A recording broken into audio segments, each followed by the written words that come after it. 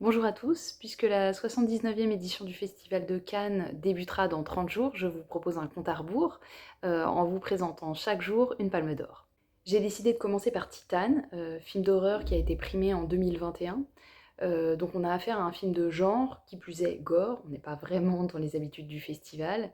Et en plus, ce que j'ai trouvé intéressant, c'est que ce film a été réalisé par une femme, Julia Ducournau, qui est donc la deuxième réalisatrice à avoir obtenu la Palme d'Or. Le titre du film pose d'emblée question, puisque le titane est un matériau qui est censé résister à la corrosion, l'usure et au feu, et le film explore justement les limites de cette résistance. Dans un premier temps, la réalisatrice expose le désir corrosif d'Alexia, qui massacre tout sur son passage, puis on assiste à la propagation du titane à l'intérieur du ventre d'Alexia, à tel point que ses seins crachent le métal et que sa peau se disloque jusqu'à la mort. Donc finalement, la technologie qui a été utilisée pour améliorer la nature humaine finit par provoquer sa déchéance et son usure. Et pour ce qui est du feu, les ennemis d'Alexia finissent tous calcinés, et Alexia, elle résiste dans sa caserne de pompiers, et elle finit même par fusionner avec son père adoptif Vincent, qu'elle se trouve en incapacité de tuer. Julia Ducournau prend plaisir à jouer avec les genres. Elle débute par un slasher gore pour laisser la place à un body horror bien plus insoutenable dans l'acharnement et l'autodestruction.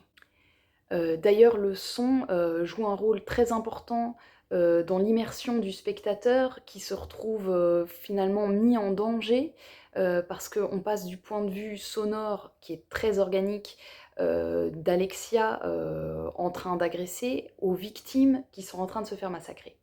Alors les corps sont clairement maltraités dans ce film, mais ce qui est intéressant, c'est que le regard qui est porté sur ces corps est questionné.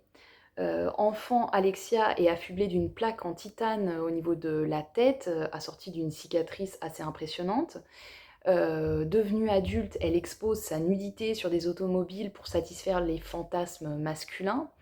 Et puis les corps pour lesquels elle ressent du désir finissent embrochés par son pic à cheveux. Elle s'inflige de nombreuses mutilations qui la rendent effrayante. Bandant son corps, rasant ses cheveux, elle devient androgyne. Les mâles qui la convoitaient la voient désormais comme un homme efféminé dont la danse sensuelle ne provoque plus du tout de désir, mais au contraire du dégoût. De la même manière, Vincent, qui se muscle à l'excès et s'injecte de la testostérone au point d'en faire une overdose, dépasse le stéréotype du bodybuilder insensible.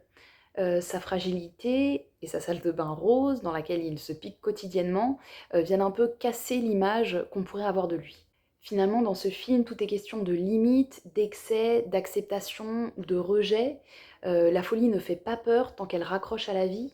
La vie, je cite Julia Ducournau, c'est cet amour inconditionnel qui fait fi de toute identité. Donc dans ce film, on a affaire à un père, Vincent, qui pour nier la mort de son fils Adrien, adopte une femme qui se travestit pour cacher sa grossesse.